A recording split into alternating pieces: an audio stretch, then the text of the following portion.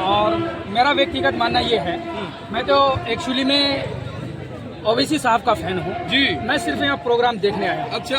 और मास्टर मुजाहिद गरीबों और दलितों और नौजवानों के दिलों में जो राज करते हैं उनकी मोहब्बत मुझे यहाँ तक खींच रहा है। मैं मास्टर मुजाहिद का फैन हूँ, लेकिन मैं ओवैसी साहब का भी इससे बड़ा फैन हूँ। मेरा यही मानना है सर। और मैं यहाँ आपके चैनल के माध्यम से एक चीज़ की जानकारी देना चाहूँगा।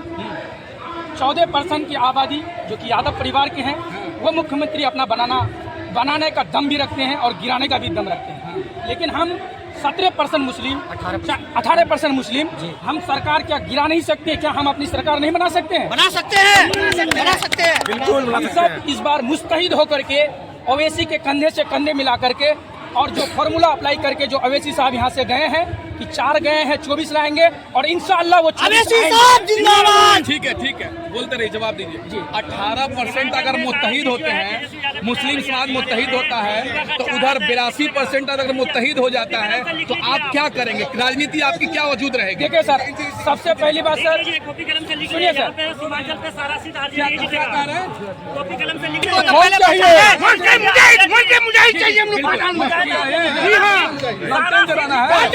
आपकी बात आपको आरजेडी ही जीतेगा यहाँ पे, लिख लीजिए आप।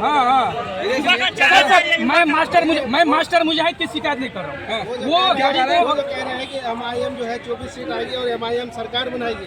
ऐसा इम्पॉसिबल है। मैं एक मुसलमान हूँ, मैं भी ओवैसी साहब को पसंद करता हूँ, लेकिन ऐसा हो नहीं सकता कि 100% वोट मुस्लिमों का ओवैसी साहब को चले जाए।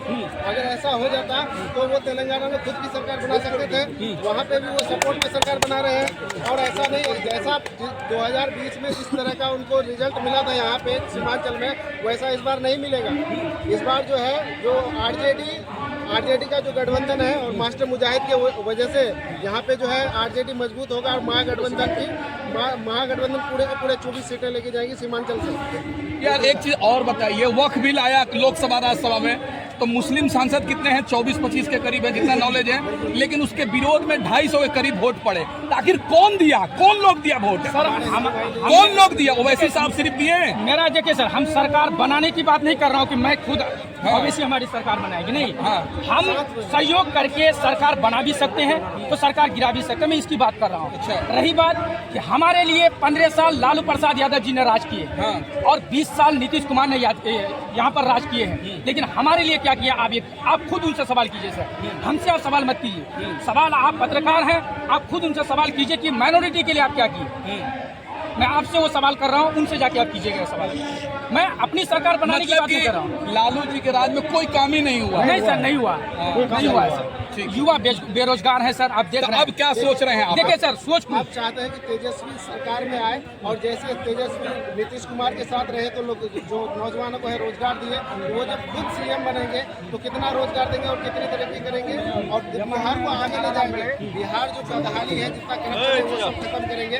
और तेजस्वी नौजवान है, तो नौजवान जो यहाँ की आबादी हो, ज्यादातर नौजवान है, तो नौजवानों की बात को समझेंगे, वो उस हिसाब से काम करेंगे। और नीतीश कुमार जो है, अब उनकी उम्र हो चुकी है, उनको आराम करना चाहिए। आप देखते होंगे कि वो मतलब कि जैसे बुढ़ापे में हालत हो जाती है, उनको पीछे से सपोर्ट से चलाया जा रहा है, वो अपने बल पे नहीं चल पा रहे हैं। नहीं लग रहा है कि आधा मुस्लिम समाज महागठबंधन को देगा, आधा ओवैसी साहब को देगा, तो नहीं लग रहा कि बीजेपी बिहार में सरकार बनाएगी? ऐसा नहीं होगा, ऐसा नहीं होगा। ओवैसी साहब को आधा नहीं जाएगा, ओवैसी साहब को कुछ % जाएगा, लेकिन आधा नहीं जाएगा। आधा जो है आपको महागठबंधन को, आधा नहीं 80% महागठबंधन को जाएगा और 20% में आपका बीजेपी भी है, ओवैसी साहब है, सब है। क्या कहेंगे भाई, क्या कहेंगे इस बार? क्या सोच रहे हैं बिहार चुनाव में?